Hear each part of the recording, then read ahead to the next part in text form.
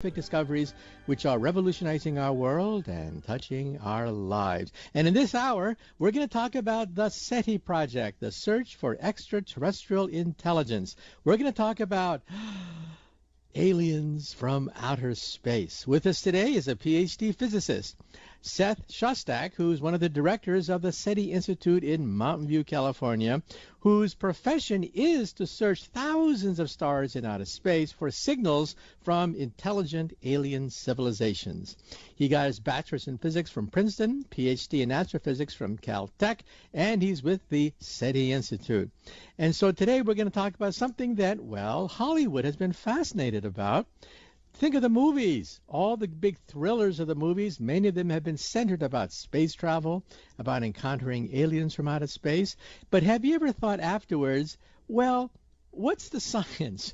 What's the science behind all that? Can we really believe all these stories that we hear in Star Wars and Star Trek? Well, that's why we brought a physicist along with us today from the SETI Institute. And just remember, the SETI Institute operates one of the largest collection of radio telescopes specifically dedicated to search for signals from an intelligent civilization in outer space. How do they do it? Well, they have radio telescope antennas that sift through all the static we get from the stars, and among the static, we hope to find regular signals. Signals like Morse code, for example, signals like digital, signals that cannot be random. So far, after going through decades worth of data from thousands of stars in outer space, they have found nothing. But one day when they do find the first signal from an intelligent civilization, it'll change human history. It'll be bigger than the invention of fire. Think about it. An intelligent civilization, perhaps more advanced than us, found in outer space. And Arthur C. Clarke, the famous science fiction writer, once said, either there is intelligent life in outer space or there isn't intelligent life in outer space. Either thought is frightening. Well, you don't have to be frightened anymore, because with us today is a physicist who will walk through the pros and cons and all the dead ends and all the successes that we've had, creating a technological infrastructure by which we can settle once and for all the possibility of intelligent life in the universe. And then we'll say a few things about the movies.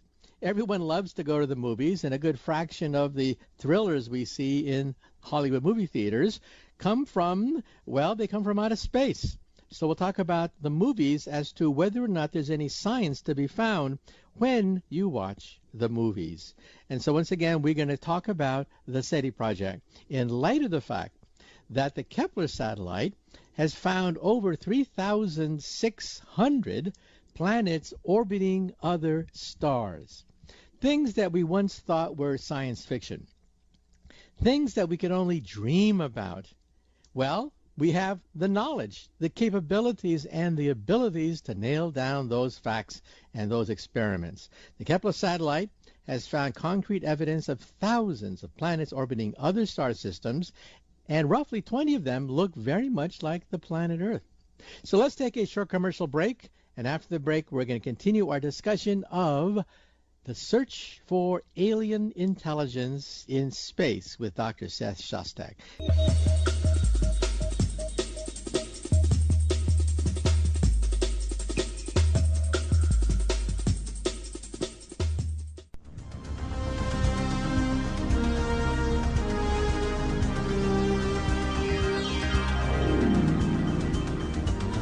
Welcome back to Science Fantastic with Professor Michio Kaku. In this hour, we're going to talk about aliens from outer space, but not from a Hollywood point of view. We're going to bring on a physicist like myself, Dr. Seth Shostak of the SETI project, the search for extraterrestrial intelligence. So we're going to talk about the science, not the hype, not the Hollywood dramatization of this, but we're going to talk about the science of the search for intelligent life in outer space. Once again, our special guest today is Professor Seth Shostak of the Search for Extraterrestrial Intelligence Institute in Mountain View, California. So, Seth, glad you could be on Science Fantastic. It's a pleasure, Michio. Okay, well, let's just jump right into it. First of all, the question that we always ask our guests is, how did you, as a youth, first get interested in something as bizarre as searching for intelligent life in the universe?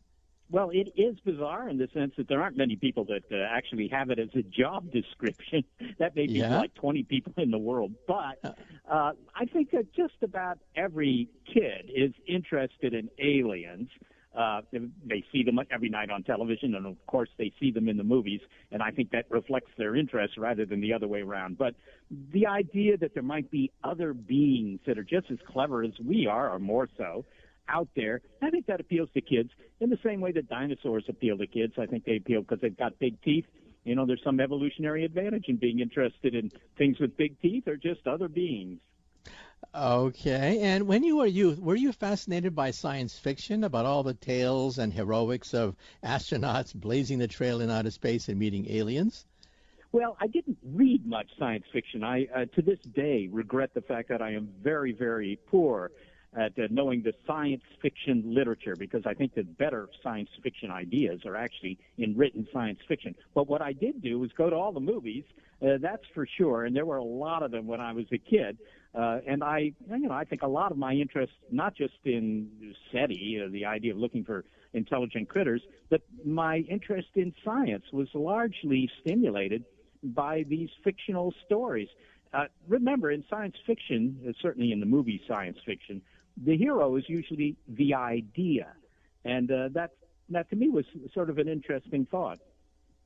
Okay, well, let's just jump right into SETI, the Search for Extraterrestrial Intelligence, and the SETI Institute. First of all, can you tell us what SETI is and say a few things about the Institute? Yes, SETI, which is just an acronym. It's almost my name, which is by somewhat of a coincidence, but it stands for the Search for Extraterrestrial Intelligence. And the acronym was actually coined probably in the 1970s. I don't remember the exact year. But the idea is an old one. Look, there's a lot of cosmic real estate out there. Could there be other beings? Of course there could be. Well, how could we find them? Well, our rockets, can't reach them, not in any reasonable length of time. So maybe we could find signals. Now, the idea of looking for signals, that's actually a very old idea. It goes back to the American Civil War when physicists in Europe were considering looking for, flashing lights from the moon or Mars, both of which they thought could be inhabited. And, so that idea is an old one. It's been updated. It was updated in the late 1950s and the 1960s by a couple of physicists, actually, who just worked out that even at that point in history, less than 100 years after the invention of radio, it was already possible for us to build transmitters that could, send signals into space that could reach across the light years between us and the stars. So if we could do it, maybe they're doing it. Let's look for signals, and that's what we do with SETI. We look for radio signals and flashing lasers. Okay, now let's get an update as to what's happening with SETI. I understand you have an installation at Hat Creek. I understand that Paul Allen, co-founder of Microsoft, is one of your financial backers. What's the status of how many radio telescopes you have, and are they operational at Hat Creek? Yes, Hat Creek is a place that most people will not recognize unless they're into trout fishing, but it's a very tiny town in Northern California, about 300 miles north of San Francisco in the Cascade Mountains. And the University of California at Berkeley for many years had a radio observatory up there. They put it there because with all those mountains around and the kind of the wilderness area that it is, there wasn't much interference from either the transmitters here in the San Francisco Bay Area or from any locals. There essentially weren't any locals, right? There are a lot of cows, but not too many people. So that observatory already existed, and it was just more economical to build a new observatory there, which we did.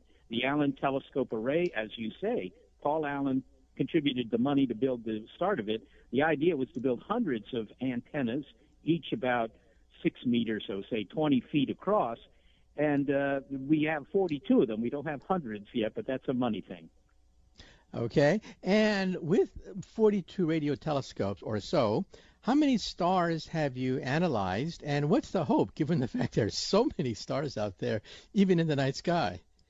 Yeah, well, that's absolutely the case. There, after all, hundreds of billions of stars in our own galaxy, and probably the majority of them, in fact, we know the majority of them have planets. So there are an awful lot of targets out there. We tend to make lists of the nearest star systems because, after all, if they're closer by, the signals would be stronger, easier for us to detect. So how many have we looked at so far carefully over a wide range of the radio dial, a wide range of frequencies? Well, the answer to that is a few thousands, right? Not millions, not tens of thousands, not hundreds of thousands. We've looked at a few thousand, and that's not very much given how many stars are out there. And, so the fact that we haven't found a signal, I would say, is not terribly significant because we've only begun the search. But on the other hand, the equipment is getting faster all the time, so I'm very optimistic about this. Okay, well, some people think that once we do pick up a signal from an alien civilization, it could be one of the greatest events in human history. Given that fact, you think that the United States Congress would generously fund the SETI Institute, but what's been the response from the Congress? Well, it hasn't been entirely encouraging, actually, Michio. When I joined the SETI Institute, and that's, like 24 years ago now, that's a long time ago, it was a NASA project. In other words, there was some funding from NASA, which is to say the U.S. Congress, really, to do this experiment. And it amounted to a few $1 million a year. Now, that would be a lot of money for me personally, but it isn't very much money for a scientific experiment involving lots of people. So it was a few $1 million a year, but that was canceled by the Senate in 1993, just when the observations were beginning. In fact, it was kind of a bad time to cancel it, and it was done for political reasons. It had nothing to do with the science. But since then, there's been no funding by the taxpayer, if you will. I mean, the Congress has not told NASA, go back and do more SETI. This stop in the funding was only supposed to be for a year, but once you're out of the NASA budget, it's very hard to get back in. I just testified to Congress a couple of weeks ago in Washington to the House Science, Space, and the House Committee on Science, which is Space, Science, and Technology Committee, and they're interested, and there's at least one member of the House who's the chair of that committee who's very interested in SETI, so maybe at some point it will get back into the federal budget, but lest any listeners worry about how much that might cost them, I might point out that at the height of the NASA SETI project, it was costing each American taxpayer, on average, 3 cents a year. So it's not very expensive. Okay, well, given the fact that we now have this incredible avalanche of data from 3,600 planets orbiting other star systems, right? Doesn't this mean that you're like a kid in a toy store? I mean, given the fact you have all these potential targets to listen for intelligent life in outer space, I mean, it's a game changer, right? Well, it is in the sense that when I was a kid, which was quite a while ago now, but when I was a kid, I would go to New York to visit relatives, and I would go to the Hayden Planetarium on the west side of Central Park there, and they would tell you frequently that, well, planets might be very rare. Right, because there were theories of how you make planets that involved very improbable events, and it could be that our solar system could be the only solar system in the whole galaxy. I mean, that was a possibility when I was a kid. Well, it's not a possibility anymore. As you point out, the Kepler Space Telescope, NASA's Kepler Space Telescope, has found thousands and thousands of planets. But that's actually not the most interesting thing. The most interesting thing is the fact that they now have established that essentially 70, 80, 90% of all stars have planets. And it could be a higher percentage than that even. So that's for an astronomer saying 70 or 80%, that's the same as saying all, right? So essentially, you look up in the sky, you see all these stars. Now, most of the stars you see are not the really interesting ones, but all those stars up there, most of them have planets. That's something we didn't know. Even 10 years ago, we didn't know that. So that gives hope to those of us who are looking for signals. Okay, now let's be very specific. The closest star to our sun is Proxima Centauri, a triple star system. And it was just announced last year that there is an Earth-like planet revolving around the closest star to the planet Earth. Isn't that remarkable? And then the question is, well, has anyone searched for radio signals from Proxima Centauri b? Yeah, well, yes, it is remarkable, but maybe it's not. I mean, the estimate is now, and this estimate is probably not extremely accurate, but the estimate is that roughly 1 in 5 stars has a planet that might be more or less the same size as Earth and at the right distance from its star, so that you could have liquid oceans and atmospheres and everything else you need for a really decent lifestyle. Well, okay, 1 in 5, and all right, but we kind of won the lottery there, but there weren't that many lottery tickets if it's 1 in 5. That is interesting. The trouble with trying to check out Proxima Centauri b, this nearest planet, is that it's in the southern hemisphere. It's in the southern sky, and all the big telescopes, or most of them anyhow, are in the northern hemisphere where you can't see these guys. So we haven't been able to check it out, although we did look at it using an antenna in Australia many years ago. We didn't find any signals, but there's another group over at Berkeley called the Breakthrough Listen Project, and they are using the antenna down in Australia themselves, and they have undoubtedly already looked at, or at least collected data on Proxima b, looking for signals. But it is also important to keep in mind that if the Klingons had a SETI project and we're looking at the Earth, they could have looked at the Earth for 4.5 billion years without picking up any radio signals, even though Earth is a perfectly habitable world. Okay. And also there was an announcement of a star system with 7, count them, 7 Earth-sized planets going around a red dwarf star. I mean, this is incredible, right? This goes against everything we've learned in astronomy books. But has anyone ever tried to make radio contact with 7 Earth-sized planets orbiting a single star? Yeah, well, that is a really interesting system. It's called the TRAPPIST-1, and that's a very tortured acronym to kind of make a joke for the people in Belgium, the astronomers in Belgium who led the study to find that, because Trappist is a beer in Belgium, and not that, it's also a monastery, which accounts for the fact that it's a beer. But you're right. It has 7 known planets, and they're all 7 of them are roughly the same size as Earth. Now, think of our own solar system. I mean, you have Earth and Venus. They're about the same size. Mars, it's a little smaller, but roughly. But, Mercury's really not the same size as Earth. Jupiter's not the same size as Earth. Here you have 7, and they're very close to one another. They're orbiting this star very tightly, okay, which is a good thing because it turns out that this is what's called a red dwarf star. It's a very dim bulb.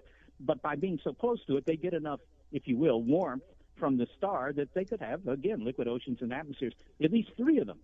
But the deal is these guys are so close to one another that, A, if you lived on one of these planets, looked up in the sky, you would see these balls arrayed across the sky, not like looking at the planets in our solar system where they just look like bright stars. These would look like little spheres in the sky.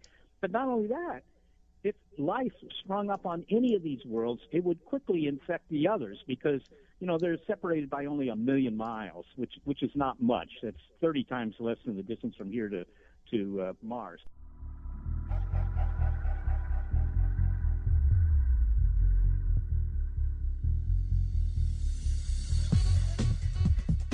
Welcome back to Science Fantastic with Professor Michio Kaku. In this hour, we're going to be talking about aliens from outer space, the science behind the SETI Institute in Mountain View, California. These are professional physicists and engineers who dedicated a huge chunk of their life searching for something which may not even exist, or, if we ever make contact with them, would change human history. Our guest today is Dr. Seth Shostak. He got his bachelor's in physics from Princeton University, PhD in astrophysics from Caltech in California, and he's now the director for the Center for SETI Research, and he is with us today. So, Seth, you talked to us a little bit about some of the planets that we've seen orbiting other star systems. Of them, have we found any that really look like the planet Earth, or are they still not quite in the ballpark of what we would consider a habitable planet?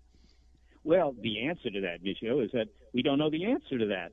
You find these planets, for example, the way Kepler finds these planets is that they occasionally just, orbit in front of their sun, They're just lined up by happenstance. They happen to, block a little bit of the light from their sun. An Earth-like planet would block 1/1000th of the light coming from the sun. And, we see that dip in the brightness of the star. But what does that tell you about the planet? Well, it tells you how big it is. And when you see it dip the light again, it tells you, what its orbit is. So you have some idea how far it is from the star. And you know something about the star. Well, you put all this info together, and what you do know is, A, how big is it? If it's as big as Jupiter, you can probably say, well, it might not be a very interesting planet for life. But if it's about the same size as Earth, you say, well, that's more interesting. And if it's at the right distance from its star, where you can say it's not going to be too hot, it's not going to be too cold, it's in the so-called Goldilocks zone, then you can say, well, at least, if there's any ocean there, it's not going to boil away or freeze solid. That's about all you know. You don't know if it actually has oceans. You don't know if it has an atmosphere. In very few cases do we have any information about the atmosphere. So at this point, all you can say is these are, likely candidates, but it's not clear whether any of them is very much like the Earth yet. That's hard to find out. Okay, now let me ask you the key question. We've been scanning the heavens for decades, even though we've only scanned a few thousand so far. The question is, have we found any, even the slightest hint of a signal from an intelligent civilization in outer space? Well, we haven't. In fact, it goes beyond that. We don't have any compelling evidence for any life beyond Earth. I mean, we've been talking about intelligent aliens, the kind you see in the movies, but we don't even know whether there's pond scum in space, right? Now, there have been claims. In 1996, the big science story of 1996 was that some NASA scientists and a guy at Stanford University claimed they had found the remains of microbes from Mars in a meteorite. Well, that claim is very controversial, and it hasn't convinced many in the science community yet. So despite the claims, we still don't know if there are microbes in space, let alone clever, aliens who speak perfect colloquial American English. I mean, we just don't know that. All right. But that may sound a little discouraging. I mean, people come up to me at parties and say, you've been doing this for a while, and you haven't found anything. Maybe you ought to get a job in transmission repair or something. And maybe I should. But the point is, we've looked at very few star systems compared to the amount that you really should look at in order to have a meaningful sample, if you will. So the fact that we haven't found anything so far doesn't discourage me in the slightest. And I bet everybody a cup of Starbucks will find an alien signal within 20 years. And the chief scientist for NASA last year said that she figured we'd find life in the solar system within 20 years. So I think that this is the generation that's going to change the answer. Okay. Now, the other question you probably get asked a lot is, what are the protocols when we do find a signal? Let's say that somebody at SETI at home has a PC which crunches some of the numbers, and bingo, he found a signal from an intelligent civilization. What are you supposed to do? Are you supposed to go to Congress, the President, the United Nations, the Joint Chiefs of Staff? What do the nations of the world do? Are there any protocols at all? Well, there are some protocols indeed. And in fact, they were cooked up in the 1980s when it was primarily the United States and the Soviet Union that were doing these kinds of experiments. And there was some concern that, given the international tensions that existed during the Cold War, that whatever country might find a signal would try and monopolize that information. I don't know that this is really a worry in science. I mean, I was never worried that the French and the... Yeah, okay, well, Seth, we have to take another short commercial break. But after the break, let's talk about the movies. There are a lot of movies out there, many of them featuring aliens from outer space. How realistic are they?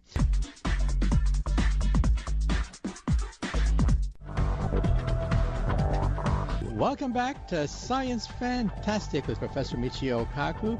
In this hour, we're talking about the search for intelligent aliens from outer space. With us today is Dr. Seth Shostak.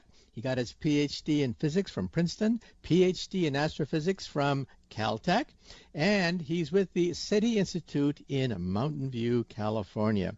Well, where we last left off, we were talking about, what happens when the historic day comes and somebody does get a signal, an undisputed intelligent signal from outer space. What do you do? And what do the nations of the world do? Are there any treaties that nations have signed to go about evaluating this? What happens? Well, in fact, there have been attempts to draft up some, if you will, rules of behavior. They're called protocols, but that sounds kind of malevolent to me. But all they say is, look, if you find a signal, check it out. Well, of course, that's just good science. Secondly, tell everybody. Well, of course, because there's no secrecy here. And three, don't broadcast anything back. Don't respond without international consultation, whatever that means. I don't know what international consultation means. Maybe, check with the Swedish chess team or something. I really don't know. But it doesn't matter because none of this is supported by law. None of it is international law. And the nations of the world don't seem to be very interested in this problem. They've certainly never made some sort of treaty. And I can tell you that on the basis of false alarms that we've had on occasion, what really happens is that as soon as you get a signal, the media know about it because there is no secrecy. People are emailing one another, putting things on their personal blogs. And the newspapers and the TV stations and the radio stations, they all start calling you up and say, hey, what about that signal? That's what actually happens. Okay. Now, let's go to the movies because, of course, Hollywood loves aliens, going all the way back even before H.G. Wells and War of the Worlds. Have you seen the movie Arrival, where aliens from outer space come and they have these huge starships hovering over our cities, and then linguists are called in, and there's a mistranslation of a word. The word is either weapons or tools, and that sets off panic among the militaries of the world, and they're about to go to nuclear war against the aliens. Have you seen the movie? I have, in fact. I did see it. In fact, I wrote something up about it because I thought it was, at least it was a little different. They didn't come to Earth to level Los Angeles, although those of us here in Northern California really don't have too much objection to that. But no, it was a little different this film. Yeah. Okay. Well, what about the idea that aliens from outer space are going to have linguists on the Earth translate their language? You would expect they've been monitoring us. If they're that advanced, they can come light years to the Earth. They've been monitoring our language, and they can speak perfect English, right? So what is this thing about having linguists and mistranslating words like weapons versus tools? Yeah, I'm not sure that makes a whole lot of sense because you're perfectly right. I mean, nobody's going to come to Earth blind in the sense that, well, here's a planet. We'll just go land there with our black banana rocket ships and, hover around and try and talk to them with this weird language that gets ink all over our hands. I mean, that's kind of what this idea was, yeah. But at least it was a different idea. They will, as you say, they will have been able to pick up our signals from, well, many light years away now. We've been broadcasting high-frequency, high-powered signals since the Second World War, so that's a long time. If they're 30 light years away, they will know about that, and maybe they'll have, looked at our early television and decide they wanted to come to Earth for some reason. Okay, well, Seth, we have to take another short commercial break, but after the break, we're going to ask yet another question. What happens if they are more advanced than us? And what happens if, well, we're in the way? What happens then?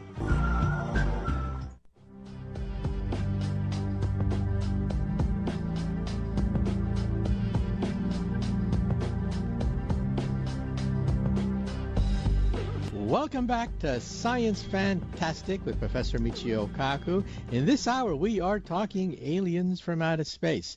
We have with us a PhD physicist. He got his bachelor's in physics from Princeton, PhD in astrophysics from Caltech, and now he's with the SETI Institute in Mountain View, California. And we were just talking about the movie Arrival. I personally like the fact that they were a little bit thoughtful. They tried to get into the fact that aliens are not going to speak perfect English, and there could be miscommunications between their culture and our culture. However, at the end of the movie, the militaries of the world get nervous because, well, maybe they're talking about weapons of some sort, and they're about to launch a nuclear war against the aliens. Now, Seth, isn't that stupid? I mean, if they're that advanced that they can travel light years to the Earth, we are going to launch a war against them? I mean, isn't that dumb? Well, yes, I couldn't agree more. In fact, I was asked recently by, I think it was a reporter, doesn't matter, said, so what are the Pentagon plans to deal with an alien invasion? Now, I don't know what's going on in the bowels of the Pentagon, but I said, I doubt that there are any plans. I certainly never heard of any, because if they can come here, if they have the technology to come here, they could just do whatever they want to do. And for the rest of it, the best strategy I ever heard in this regard was, if they come here, negotiate. Just to try and negotiate. Mm-hmm. I mean, it would be like, I don't know, it would be like the Incas having a strategy just in case the Spaniards showed up, right? The Spaniards had guns, not very good ones, but they had guns. They had all sorts of stuff. They had horses. They had things like that. And it really didn't matter what the Incas did. So I honestly think in this case it would be a much, much greater gap than between the Incas and the Europeans. It would be an enormous gap, and whatever they want to do, they can do. I will say that in the case of the arrival, it struck me that these guys look like squids. And I kind of made a quick estimate that you could get 2,000 servings of sushi out of every alien. So, I think that the aliens should be worried. Okay. Well, let me ask you another question. Stephen Hawking, my colleague, has stated that, well, maybe we should not advertise our existence because, like you mentioned, it's like the Aztecs advertising their existence to Cortez. So what do you say to people who do the opposite of SETI, the METI project, who want to advertise our presence to aliens in outer space before we know what their intentions are? What are your thoughts? Well, I mean, it's very hard to argue that, no, the aliens are all going to be, sweetness and light, singing Kumbaya, and they're only coming here to help us and that kind of thing. I mean, who knows? Nobody knows, right? And it's not entirely impossible. It's not impossible at all that maybe some of them, some fraction of them are aggressive. And so, yeah, maybe there's some danger. But I don't worry about it, not because I believe that all aliens are peace-loving. I mean, I have no idea. But it is true that we've been broadcasting since the Second World War with our radar, mostly radar. And you could say, oh, well, yeah, but that's a pretty weak signal all in all. Well, it is for us. But any aliens that could come here are going to have bigger antennas than we do. Our antennas have been getting bigger by 2 orders of magnitude every century on average. So, they're going to have antennas that can easily pick up all that stuff. So that horse has left the barn. You can worry about advertising the aliens by broadcasting our personal philosophies in the direction of the sky, but we've been doing that anyhow since the Second World War, and I, for one, am not in favor of shutting down the radars at the JFK airport. That doesn't strike me as a good idea. Okay, now let me ask you another question. You're a physicist. I'm a physicist. We have, of course, objective statements to make to the public. However, in your heart of hearts, what do you think is out there? First of all, do intelligent beings exist in outer space? B, can they reach us? And if they do reach us, are they going to be peaceful? What are your thoughts? Like late at night when you think about this. Yeah, well, late at night, I hardly think of much of anything. But I will say that the idea that you get from the movies, that they're somewhat like us, although they don't look the same, but they're somewhat like us, that's a little bit naive. If you consider what we're doing in this century, we're doing a lot of interesting things in this century. We're finally understanding biology and so forth and so on. But also, we're developing machines that have cognitive abilities comparable to our own, artificial intelligence, and not just artificial intelligence that can play Go or poker or chess or any of these things, but artificial intelligence that can do anything that a human brain can do. And in that sense, we're really inventing our successors. The aliens, the ones we're likely to hear from, if they're even 1,000 years beyond us or 100 years beyond us, they will have those machines too. So I think that the majority of the intelligence in the cosmos is likely to be synthetic intelligence, not soft, squishy biological intelligence. And consequently, I suppose we should be looking for signals coming from not beings on some sort of planet with oceans and atmospheres, but from artificial intelligence, from machines. And that makes our experiment a very much more difficult one, because I don't quite know what to do about that. Mm-hmm. Now, let me ask you the final questions. Well, you probably get a lot of phone calls from people that say, bah, humbug, they're already here. How do I know they're here? Well, I visited a flying saucer the other day myself and went to Venus. So what do you say to people who are very sincere, very honest, but claim that they've already met the aliens? What are your thoughts? Well, yes, I do hear from them quite frequently. In fact, essentially every day, somebody sends me, photos or whatever. And, I can't say that I I know of a single example where I thought these people are just pulling a hoax here. I mean, some people do that, but they, not the ones that have called me. They're all very sincere. They've seen something in the sky, and they don't understand what it is, so they jump to the conclusion usually that it's some sort of alien craft. If they have photos, videos, whatever, I encourage them. Yeah, send them along, and I take a look at them. But so far, I've never seen anything that convinces me we're being visited. If we are being visited, hey, that's job security for me. Okay. And is there a website that people can contact your organization? Absolutely. It's very simple. SETI.org. SETI.org. Okay. Great. So once again, our special guest today has been Dr. Seth Shostak of the SETI Institute. Now, profiling the latest cutting-edge developments in science. Science Fantastic with Professor Michio Kaku. This is Science Fantastic with Professor Michio Kaku. On Science Fantastic, we profile the amazing, jaw-dropping scientific discoveries which are revolutionizing our world and touching our lives. And this hour, we're going to throw the lines open because this hour is your hour. Okay, well, let's move right along to the first listener phone call. Hi, this is Steve. I'm calling from Tucson, Arizona. I know that hair on our body is essentially a dead organism. When you cut a hair, there's no nerve, yet hair seems to know how long to grow. The hair on my arms does not grow as long as the hair on my head. If I shave the hair on my arm or leg, it only grows back a certain length. How does the hair know how long to grow? Thank you. Well, this is a question that could spawn a multi-billion-dollar industry because we're now beginning to understand the genetics and the biochemistry behind the balding process. And think about that. I mean, once we solve balding, it's going to be a tremendous industry set up. Well, first of all, you're right about hair. If you take a piece of hair and put it under a microscope, you don't see cells with nuclei. It doesn't grow like ordinary cells. It's basically pure protein. Yes, that's what your hair is made out of, pure protein. It's not digestible, of course, but it is pure protein. And what governs the growth of a hair? The follicle at the base. And so when some people are going bald, they ask the question, well, when hair falls out, does it grow back? Well, yes and no. First of all, hair grows back pretty much all the time, especially when we're young. And when hair falls out, in fact, we have quite a bit of hair that falls out, 50 or so strands over a period of a few days will fall out of the hair naturally. The new hair keeps on growing to compensate from that. So new hair constantly grows even as old hair falls out. So when hair reaches a certain distance, then the follicle says to itself, okay, time to fall out, and the hair falls out. Now, why is this going to generate a multi-billion-dollar industry?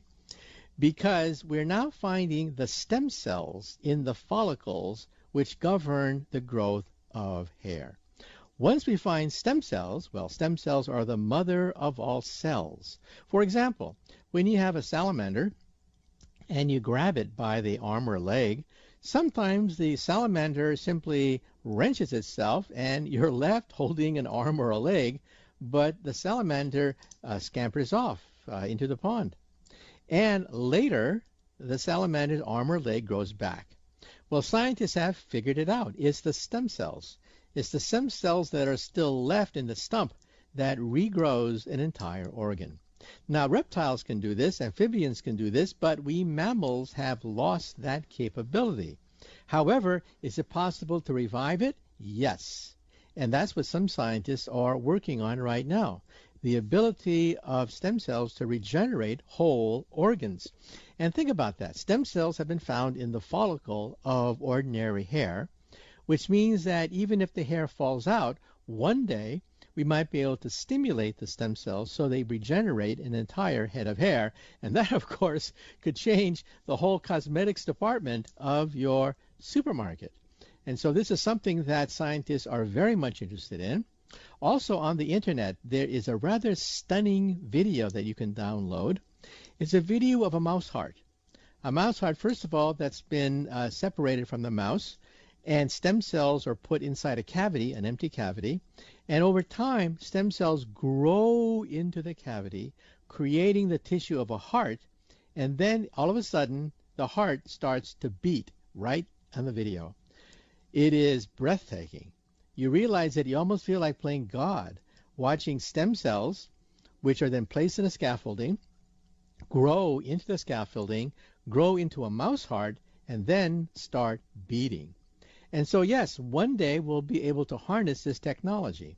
Now, you've probably seen on television and radio ads for stem cell this, stem cell this.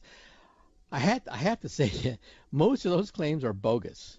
I mean, they're just fake. If you follow the research in stem cells, you realize that it's slow, tedious. There are no breakthroughs. We're not going to be able to grow arms or legs anytime soon with stem cells. The promise is there. But, hey, the devil is in the details, and the details have not been worked out. So if you see an advertisement for stem cells to do this and regenerate that, I would hold back. And I would say, well, let me check that out on the internet. And chances are you'll find out that a lot of these claims are actually bogus. So, a word to the wise. The promise is definitely there, but the reality is not quite there yet. Okay, let's move right along to the next listener phone call. Hello, my name is Roger. I'm calling from Bradenton, Florida, 1280 a.m. I was just wondering, when you see some sort of explosion, fireworks and different things, the particles go out in every direction, kind of equally. So in any explosion, you can see the center of it. And I've just been reading lately on the so-called, this Big Bang, that there really is no, it was an explosion, I suppose, of some sort, but I've read that there really isn't a center of the universe where that happened. And I'm just wondering how you would explain that. Well, that's a key question. In fact, the question is so vital that a monk was burned alive in the streets of Rome in the year 1600 because he said the universe had no center. The man's name was Giordano Bruno. The year was 1600. He claimed that all the stars in the heavens, well, they have planets going around them, and that the universe was infinite, uniform, and therefore had no center. Well, the Catholic Church was not happy at all, because if every planet has stars going around it, do they have a Jesus Christ? Do they have the sacraments? Do they have sin? Do they have the Trinity? Do they have the Pope? Do they have the saints? I mean, he goes on and on and on. 1 billion Jesus Christ, 1 trillion popes. The mind just goes crazy thinking about this.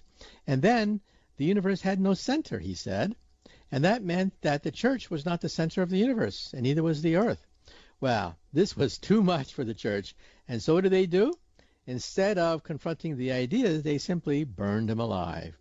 And 30 years later, Galileo was being put into the same situation, and he was told, do you realize that about 30 years ago we burned your predecessor alive in the streets of Rome?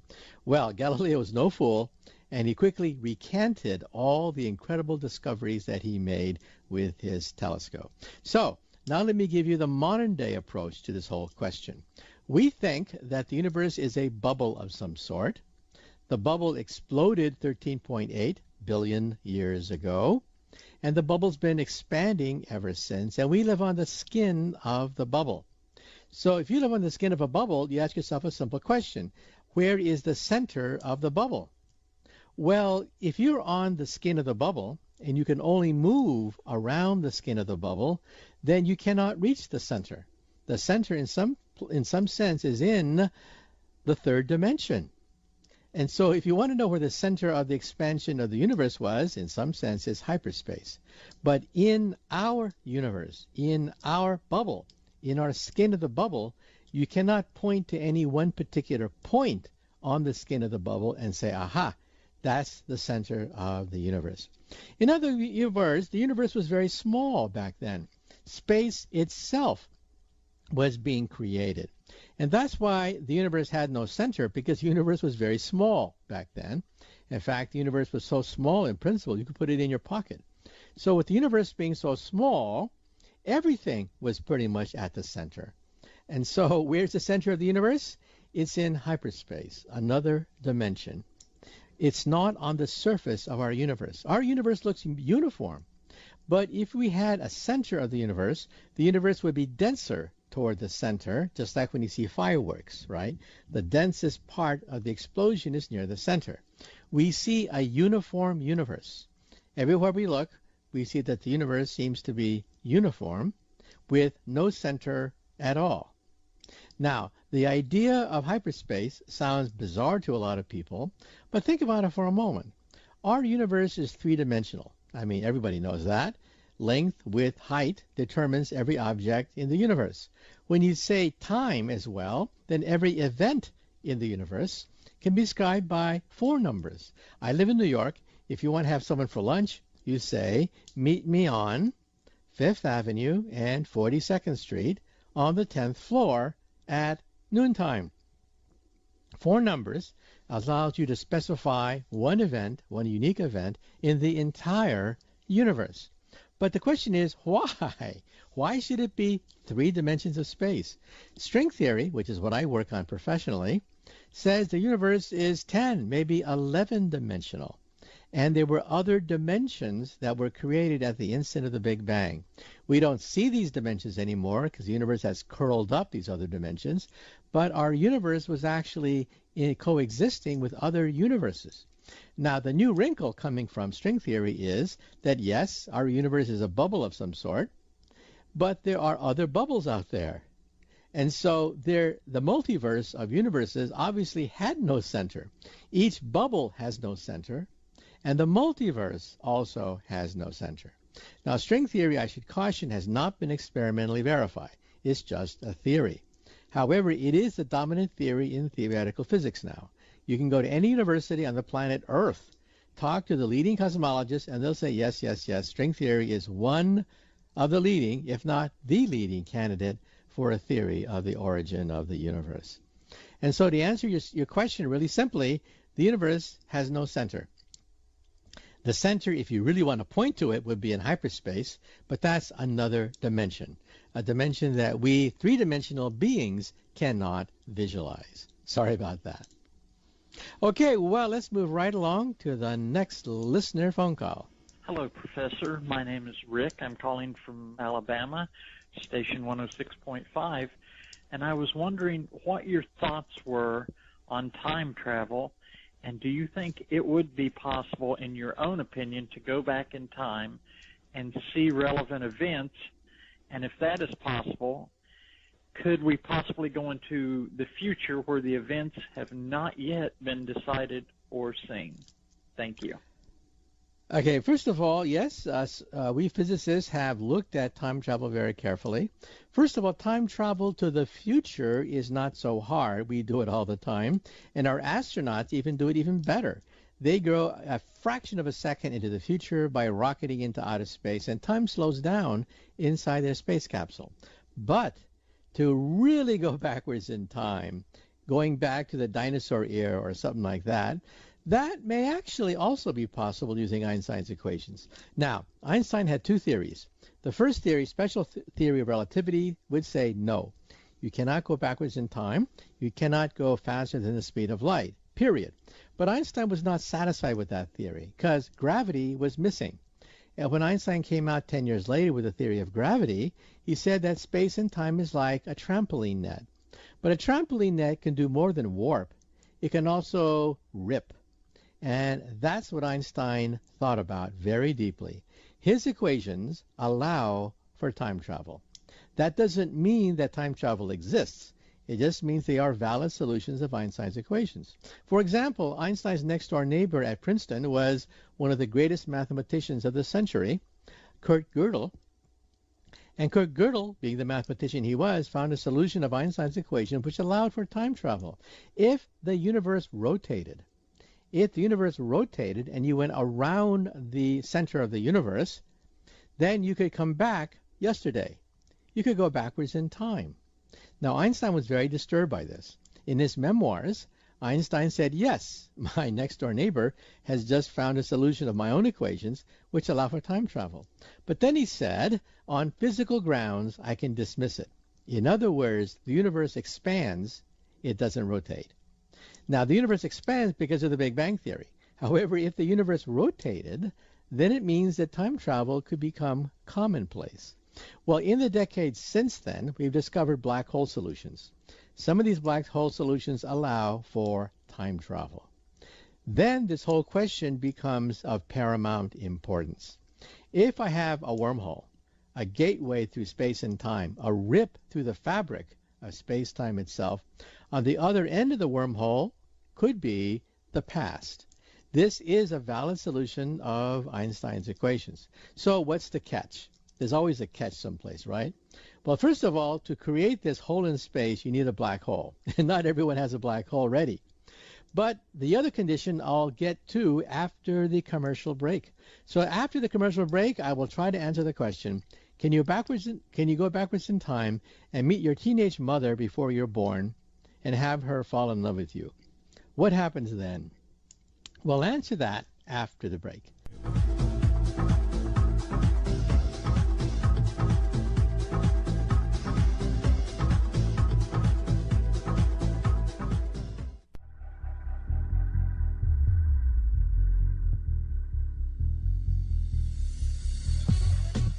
Welcome back to Science Fantastic with Professor Michio Kaku. Once again on Science Fantastic, we are awaiting your phone call. Well, before the break, we had a call about time travel. First of all, yes, Einstein's equations do allow for time travel. Einstein himself realized this and mentioned it in his memoirs. However, there's a catch. To create a wormhole, to go backwards in time, first you need enormous amounts of positive energy in the form of a black hole. That's quite difficult to manipulate. We on Earth can barely manipulate dirt, let alone a black hole in outer space. Second, the black hole could crush you as you go through it. You need something called negative matter or negative energy to keep the mouth of the gateway open. So far, we've seen no evidence of negative matter. We do find negative energy in the laboratory, however, but in minuscule quantities. You have to have large quantities of negative energy to drive the time machine. So let's say now you go through the time machine. Let's say you're very advanced in your technology. You have enough positive and negative energy to stabilize the black hole, stabilize the wormhole, and you go through it. Let's say you go back to the past. What happens if you shoot your parents before you're born? Well, first of all, time is a river. Newton would say that time is a straight river, never deviates. 1 second here is the same as 1 second on the sun. Einstein says, no, the river of time is a river that meanders. It slows down and speeds up. The new wrinkle on all this is string theory says that the river of time can have whirlpools, and the river of time can fork into two rivers. And that's how you would explain away all the paradoxes of going backwards in time and killing your parents before you're born. When you go backwards in time, you enter a different quantum universe. The timeline splits in half. The timeline has a fork in the road, and a new universe opens up. So when you go backwards in time and meet your teenage mother before you're born, she's not really your teenage mother. She looks like her, she talks like her, has the same DNA as her, but the timeline of the universe has forked, and you are in a parallel universe. Therefore, when you change that person's past, you have not changed your own past. Your own past cannot be changed. That solves all the paradoxes of time travel. All the paradoxes of time travel involve going backwards in time and changing the past so that the present cannot exist. But as I said, the universe splits in half. This is called the many worlds theory, which is now the dominant interpretation of quantum mechanics, which in turn makes possible transistors, televisions, electronics, the computer revolution. Everything we see around us in a laboratory and in your living room is a byproduct of the quantum theory. And the quantum theory has a very simple answer to the paradoxes of time travel. You cannot change your own past. You can change somebody else's past. So that if you go backwards in time, meet Abraham Lincoln at the Ford Theater, and prevent John Wilkes Booth from assassinating Abraham Lincoln, well, your Abraham Lincoln did die. But another Abraham Lincoln was saved, and you've now made it into the history books of another Abraham Lincoln. Well, let's move right on to the next listener phone call. Hello, Dr. Kaku. This is Richard from Dallas. I'm just calling in regards to a question in science. I was wondering, sir, if you think that cold fusion is even feasible. Thank you. Well, you ask a question that I often get about cold fusion. First of all, what is fusion? Why is it cold? And does cold fusion make any sense? Well, first of all, fusion is a secret of the stars. Children ask the question, Mommy, Daddy, what makes the sun shine? What makes the stars shine? And the answer is fusion, the process by which we heat up hydrogen to millions of degrees. Hydrogen then coalesces into helium, releasing energy via Einstein's equation E equals mc squared. So the engine of the stars is fusion. Now, of course, we would like to import that to the planet Earth, because fission reactors that use uranium are very messy. When you split the uranium atom, it creates a lot of nuclear waste, and that waste is hot. And that waste, in turn, can create meltdowns. In fact, that's where the heat of meltdowns comes from. So fusion would be clean. It uses seawater, the hydrogen from seawater, as its basic fuel. It would be basically non-polluting. And basically, you would have energy for free. Wouldn't that be great?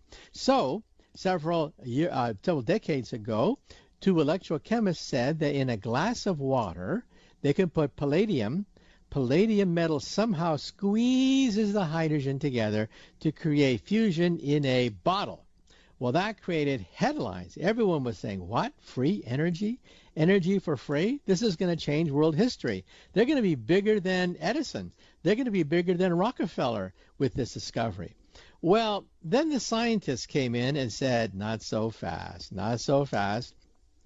First of all, there's no physical basis for thinking that you can get palladium rods to squeeze hydrogen to the point you get fusion. Second of all, the fusion process releases neutrons. In fact, so many neutrons that Pons and Fleischmann, these two electrochemists, should have been killed by their own device. So in other words, the very fact that Pons and Fleischmann were still alive meant that it was a hoax of some sort. But then later, some people said, now wait a minute, we can reproduce fusion in a bottle in our laboratory. And then began the controversy. On one hand, we had the physicists who said, bah, humbug, this violates quantum mechanics. It violates everything we know about fusion. On the other hand, we have people who were saying, the proof is in the pudding. You figure it out. Here's a device which can duplicate the Pons and Fleischmann result. Well, then it enters Act 3 of this very interesting play. In Act 3 of this play, on one hand, as I said, we have the physicists on one hand, and the inventors on the other hand, claiming that they could do it in the laboratory. Then the question is reproducibility. Toyota gets involved, and they're going to put up $1 million to test this theory. But you see, when Toyota makes a car, they want to make sure that your car starts up every time, not just 1%, but every single time. And reproducibility is where things started to get hairy. Many of the experiments that could be done in one laboratory could not be done in the next laboratory. And then someone went through old patent records in Germany, and they found that a German inventor, over 100 years ago, had a patent for exactly that device. It was a cigarette lighter. A cigarette lighter that used palladium in water to light cigarettes. And that was a patent for a cigarette lighter. So, where are we today? Well, not much has changed, because we still have physicists who say, bah, humbug, it violates the laws of quantum mechanics. And we still do not have a reproducible, that's the key word, reproducible, theory of cold fusion that can be used in your car to start your car or to solve the energy crisis. So that's where we are today. Yes, people still believe in it. Yes, I get emails from people who still believe in it, but hey, it's not reproducible yet. In other words, it's not ready for prime time. So let's move right along to the next listener phone call. My name is Randy. I live in Fairbanks, Alaska. And my question is, if I'm standing at one spot and I look up in the sky at night, and then I look straight out to a horizon, no matter what direction, how far am I seeing? How many light years am I seeing the furthest star that my eyes can see? Also put that in miles. How many miles am I actually seeing? Well, when you look at the night sky, you're looking at stars that are in the neighborhood of a few hundred light years away. The nearest star, which you can see from the southern hemisphere, is Alpha Centauri and the Alpha Centauri star system. It's a triple star system. But many of the stars you see at night are 100, 200, 300 light years distant on average. And you wanted to know how's that in miles. Well, every light year is about 6 trillion miles. So just multiply by 6. And then you have in trillions of miles how far that star is. So if a star is 100 light years away, it is 600 trillion miles away. And then what is the farthest object you can see? Well, if you have very good eyes and you look at the constellation Andromeda, you can see a slight smudge in Andromeda, very clearly visible by binoculars, sometimes visible by the naked eye. And when you look at Andromeda, it is 2 million light years away. It is another galaxy about 2 million light years away. And that's about as far as you can see with the naked eye. And so the universe is quite big. Again, the night sky is full of stars hundreds of light years away in our galaxy. But if you look at another galaxy, Andromeda could be clearly visible in the constellation Andromeda, and that's 2 million light years away. And multiply that by 6 trillion, and you have that in miles. Okay, let's move right along to the next listener phone call. Hi, isn't time simply the movement of things? If you freeze the movement, don't you freeze time? So my question is time simply movement? Well, I think you're very close. Some philosophers have claimed that time doesn't exist, which I don't particularly believe in. They say that the past is gone. The past doesn't exist anymore, obviously. The future doesn't exist because it hasn't happened yet. And the present, well, is the present plus or minus 1 second, plus or minus a half a second? How thin do you slice a salami to calculate the present? And they would say that, well, the present is infinitely thin, therefore there's no such thing as time. Well, I don't believe in that. First of all, look at the works of Shakespeare for inspiration. Shakespeare once said that all the world is a stage and that we are actors and actresses making our entrances and exits on the stage. Well, that's pretty close. A stage is an arena in which things happen. Time is a measurement of change in that arena. So if you want to describe events on the stage of life, you need 3 dimensions to locate the position of that object and 1 dimension of time to measure the change in that object. So what is time? Time measures change, or as you pointed out, measures motion. It does exist. It doesn't exist in the sense of a rock. It exists in the sense that when a rock changes, it is the parameter which allows you to measure that change. Now, along comes Einstein, who says that the arena of Shakespeare is actually warped. When you try to walk across the stage, you can't because the ground underneath you is warped. And so space-time now can become a warped sheet of paper. So, yes, time exists. Yes, time could be warped. And yes, Einstein was right. Okay, let's move right along now to the next listener phone call. Yeah, this is Jason from New York. My question was, what happened in human history that made the Asian varieties of human beings and, the Easterners to have slanty eyes? What caused them to evolve that way? Well, the answer is the epicanthic fold comes as a byproduct of the last ice age. First of all, roughly 70,000 years ago, according to archaeological and DNA evidence, modern humans not only walked the surface of the earth, but left Africa In fact, a handful of us, a few hundred, maybe a few thousand, that's all that was left because some catastrophic event happened 70,000 years ago, probably the eruption of the Toba volcano in Indonesia. Anyway, a handful of us managed to just barely get out of Africa in time. We went to the Middle East. Then we went north into where it is now close to Russia. And then we split. Some of us went back to Europe and colonized Northern Europe. The other group kept on going east, and they became the Asian people. Now, of course, there was not one but several routes, but this is one of the main routes that took place dating back 70,000 years. And it was roughly 30,000 or so years that this split took place. And the group that went into the Asian peninsula had to deal with the Ice Age. Now, the Ice Age, of course, had winds. This is a theory. We're not sure it's correct. But blizzards and winds, and you have to have a fold in your eye to protect yourself against the Ice Age.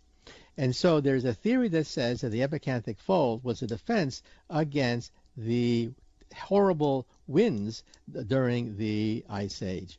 Now, if you want to actually see the routes taken by humanity out of Africa dating back about 70,000 years ago, go to the National Geographic website, look under Spencer Wells, who we've interviewed on radio, and you can actually see these ancient routes out of Africa and date them. And you can actually find out where your ancestors